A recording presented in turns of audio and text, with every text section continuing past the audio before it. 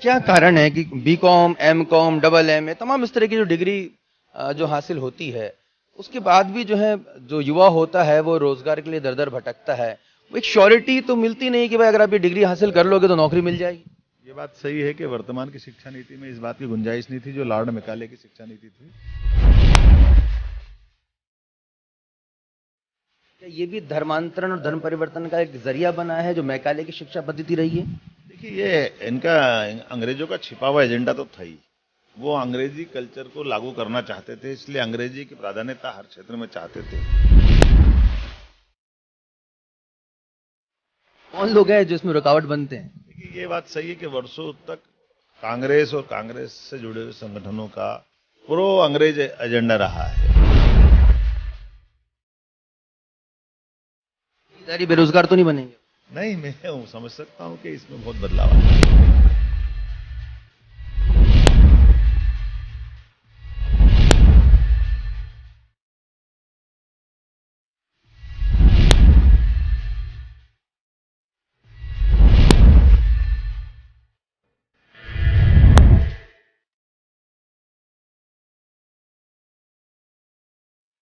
नमस्कार, मैं हूं आशुतोष और एक बहुत ही महत्वपूर्ण मुद्दे के लिए हम इस समय हाजिर हो चुके हैं। क्या वाकई में हमारी जो शिक्षा है वो युवाओं को रोजगार देने के लिए काबिल बनाती है?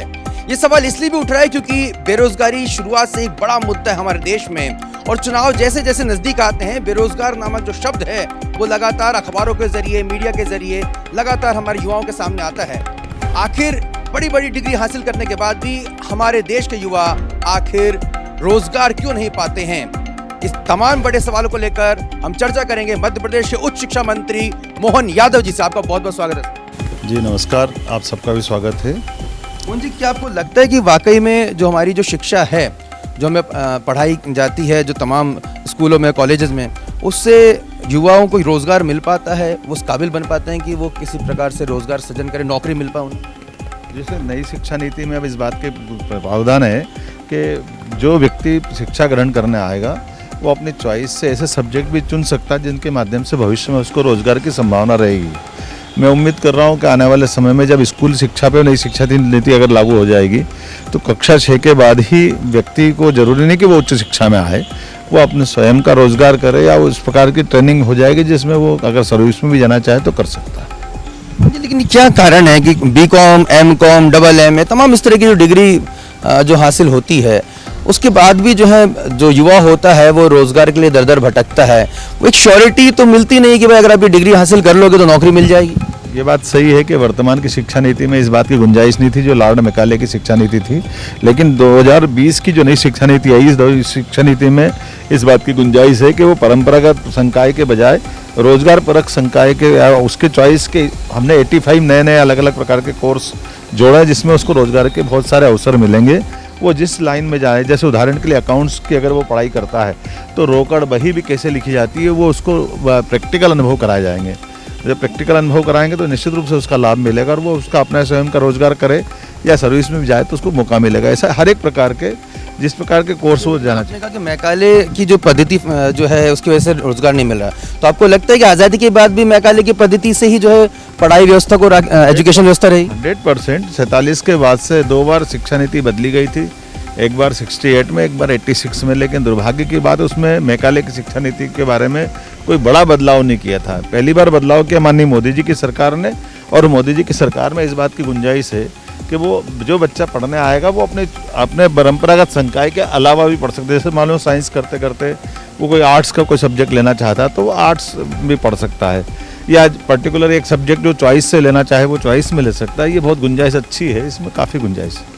ये अक्सर ही आता है कि जब कोई बड़ी डिग्री हासिल कर ली जाती है तो युवा कहता है कि साहब मेरे से अब ये काम नहीं होगा, मैं तो इतनी बड़ी डिग्री लेकर बैठा हूँ। ऊपर से उस डिग्री को हासिल करने में उसके लाखों रुपए उसके माता पिता खर्च भी कर देते हैं, उसके बाद भी वो रोजगार तो हासिल नहीं कर पाता। तो सवाल ये उठता है मंत्री जी कि आखिर ये व्यवस्था में परिवर्तन अब तक क्यों नहीं किया जा रहा है? ये बात बिल्कुल सही कि पुरानी शिक्षा नीति के ही कारण से वो बेरोजगारी की भीड़ बढ़ी थी और हर एक किसी को लगता था कि मैं कॉलेज एजुकेशन में आने के बाद ही शिक्षित कहलाऊंगा। ये गया ज़माना। दुनिया के कई देशों ने अपने बलबूते पर विद्यार्थियों ने हमारे अपने परिवेश के हिसाब से अपने आप को ढाला और मिडिल के बाद ही व्यक्ति ने अपने जीवन की लाइन तय कर ली कि जरूरी नहीं कि सब उच्च शिक्षा में आए, वो हर एक अपने टैलेंट के बलबूते पर अपना जगह बनाए, अपने देश की सेवा करे, अपने समाज को लेके चले। अक्सर ये सवाल युवा पूछते हैं कि हमें जो पढ़ाया गया, जो हमको एजुकेशन दी, जो हमने कॉलेजेस में पढ़ा, वो हमारी प्रैक्टिकल ज़िंदगी में हमें बहुत ज़्यादा कारगर साबित नहीं करता है, उनका मतलब उद्देश्य पूर्ति नहीं होती है। क्या कारण है? यही तो मैंने कहा कि मैकेनिक शिक्षा का मतलब ही ये था कि जो उनके लायक लोग तैयार करना, जो अंग्रेजी जानते हों, थोड़े बहुत उनके ढंग से रहन सहन की आदत डाल ले, जीवन के जो ज़रूरी तत्व वो सबका अभाव रहे, और एक होती अपने आप के मन में एक मस्तिष्क में डिग्री बना ले कि कॉलेज से हम ग्रेजुएट हो गए, पोस्ट ग्रेजुएट हो गए, व्यवहारिक जीवन से उसका कोई लेना देना नहीं था। लेकिन अब जो नई शिक्षा नीति लागू हुई है उसमें मिडिल के बाद ही व्यक्ति के जीवन की दिशा तय हो जाएगी कि वो अगर ITI करके अपने जीवन में कुछ अच्छा कर सकता है, या वो अपने लिए कोई रोजगार परक दूसरा कुछ लाइन पकड़ता है, तो हर जगह से उसकी संभावना रहेगी और वो निश्चित रूप से आगे बढ़ेगा।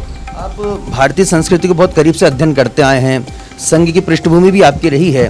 क्या अंतर है कि जो पुरातन भारत था वहाँ की शिक्षा पद्धति ऐसी क्या थी जिसकी वजह से जो हमारे यहाँ के जो युवा थे, जो हमारे यहाँ के बच्चे थे, वो आत्मनिर्भर बनते थे, वो खुद रोजगार का सृजन करते थे, अब ऐसा क्यों नहीं हो पा? जिस प्रकार का वर्तमान का माहौल है हमारे सबके लिए, मैं आपको बताना चाहूँगा कि ये बात बिल्कुल ही कि संघ की पृष्ठभूमि में जिस प्रकार से एक तरह से व्यक्ति का व्यक्तित्व निकलना चाहिए, निखर के आना चाहिए, जिसमें हमारे अपने एक तरह से भगवान कृष्ण का काल अगर याद करें तो 64 कला 14 विद्या हमारी शिक्षा की बहुत अलग प्रकार की संकल्पना है। तो आज हम उतनी बड़ी बात तो नहीं कर रहे, लेकिन हमारे यहाँ ये जीवन को परिपूर्ण ढंग से निखारते हुए समाज हितैषी, देश हितैषी निर्णय लेते हुए व्यक्तिगत जीवन में भी लोग लाभान्वित हो, इसकी आवश्यकता थी। और मुझे इस बात का संतोष है कि वर्तमान शिक्षा नीति में वो सब कुछ जोड़ा गया है। अब क्या ऐसा परिवर्तन मोहन यादव जी देखने को मिलेगा आमूलचूल? क्योंकि इस पे तो काफ़ी आपसे भी चर्चा हुई है कि भाई अगर अकबर महान था तो महाराणा प्रताप कौन थे, इस पर काफ़ी चर्चा हो चुकी है। लेकिन अब युवा ये जानना चाहते हैं कि भाई अब हमें ऐसा कौन सा कोर्स करिकुलम पढ़ाया जाएगा जिसकी वजह से हम उसको पढ़ने के बाद जब हम निकलेंगे कॉलेजेस से, महाविद्यालयों से, तो या तो हम आत्मसक्षम बनने की राह पर आगे बढ़ जाएंगे या फिर हमें कम से कम रोजी रोटी का संकट तो नहीं होगा। देखिए, ये बात सही है कि हमारे पास में आज की दिशा में जब नई शिक्षा नीति हमने लागू की है तो नई शिक्षा नीति में इस बात की पूरी गुंजाइश दी गई है कि कॉलेज एजुकेशन में वाकई उच्च शिक्षा में आकर जो पढ़ना चाहता तो उच्च शिक्षा के लायक ही उसकी पढ़ाई रहे, और ज़रूरी नहीं कि सबको उच्च शिक्षा में आए। जिसको उच्च शिक्षित होना है वही उच्च शिक्षा में आए। जिनको सामान्य अपना घर का गुजर बसर करना है, अपनी फैक्ट्री चलाना है, अपना कोई दूसरा और स्वतंत्र व्यवसाय करना है, या अपनी खेती बाड़ी को अच्छे से देखना, तो वो उस टाइप से खेती या अपनी व्यवस्था को समझने लायक कोर्स लेकर के पढ़े। तो मैं उम्मीद कर रहा हूँ कि नई शिक्षा नीति में इस बात की पूरी संभावना है, और खास करके स्कूल एजुकेशन के बाद तो ये बहुत ज़्यादा कारगर हो जाएगी। अभी केवल हमने उच्च शिक्षा में लागू की, अभी हमारे स्कूल एजुकेशन में बाकी है। ये सवाल भी उठता है कि अटल बिहारी वाजपेयी हिंदी विश्वविद्यालय की स्थापना की गई, आपकी सरकार के द्वारा की गई। संस्कृत विश्वविद्यालय भी हमारे भोपाल में, संस्कृत महाविद्यालय भी भोपाल में कार्यरत है, लेकिन वो उसको लेकर जो क्रेज़ होता है, जिसको लेकर अभियान जो चलाया जाना चाहिए, जो सरकार की तरफ से जो उसको कहीं ना कहीं प्रोत्साहन दिया जाना चाहिए, उसका अभाव देखने को मिलता है। ठीक है, खोल दिया, वो काम कर रहा है, वो अखबार में खबर छपती के साथ यहाँ पे इस चीज़ की कमी है, उस चीज़ की कमी है, तो प्रायोरिटी क्यों नहीं दी जाती कि भाई ये अगर इस विश्वविद्यालय में आप पढ़ रहे हैं तो सबसे बेस्ट यहाँ पर एजुकेशन आपको मिलेगा, और सरकार के तमाम जो नुमाइंदे वो उसमें वकालत भी करें उसकी कि भाई इसमें पढ़ें। अब बेसिक अंतर आपको समझना पड़ेगा। हिंदी विश्वविद्यालय दुर्भाग्य से आज आज़ादी के बाद जो 47 में होना चाहिए था, माननीय शिवराज सिंह जी चौहान की सरकार में ही प्रारंभ हुआ है। इसका कॉन्सेप्ट ये है कि हमारी मातृभाषा में, राष्ट्रभाषा में पढ़ाई क्यों नहीं होना चाहिए। दुनिया के कई देश अपनी भाषा के बलबूते पर आगे बढ़ते हैं, लेकिन हम अंग्रेजी के चश्मे से ही क्यों आगे बढ़ना चाहिए। यही कारण है कि हिंदी विश्वविद्यालय अपना काम कर रहा है, जो सभी प्रकार के ज्ञान के लिए हिंदी में अनुवाद करके एक बड़ी भाषा को बोलने वाले विद्यार्थियों के लिए उपलब्ध करेंगे।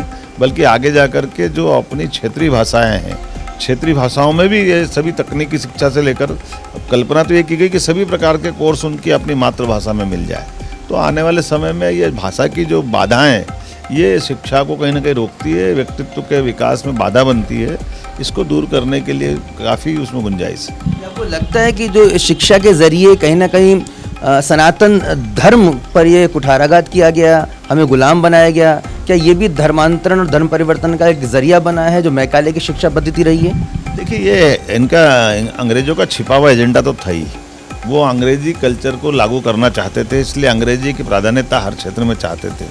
यही कारण है कि हमने सबने देखा है कि प्राइमरी से बच्चा अगर पहली से आता है तब से उसको अंग्रेजी माध्यम की शिक्षा देते हैं, जबकि जापान, जर्मनी, चाइना, दुनिया के कई देश आगे बढ़े हैं। सब अपनी अपनी मातृभाषा के बल पे बढ़े, तो जरूरी नहीं कि अंग्रेजी को सिर पे लाकर आप आगे बढ़ोगे। तो अपनी भाषा में, मातृभाषा में जितना स्वाभाविक रूप से उसकी कल्पकता रहती है, आगे बढ़ने की संभावना होती है, वो अवसर उपलब्ध कराना ही हमारी सरकार की नीति है।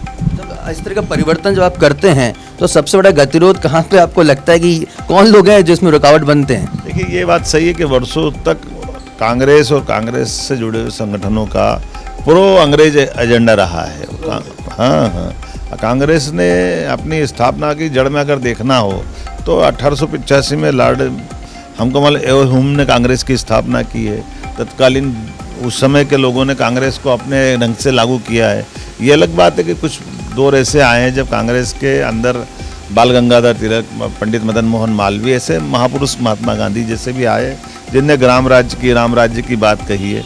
लेकिन बाद में कांग्रेस के जो नेताओं ने आज़ादी के बाद में जो दृष्टिकोण होना चाहिए, लेकिन जैसे नेहरू जी के परिवार ने कांग्रेस की गद्दी संभाल ली, उसके बाद से तो कांग्रेस की दिशा भटक गई, वो एक परिवार की पार्टी हो गई और कांग्रेस ने जड़ों से कटने का जो एक तरह से अपने आप को जिस लाइन पे कांग्रेस बढ़ी है उसमें देश ने उसकी कीमत चुकाई और दुनिया में कांग्रेस की बदनामी हुई।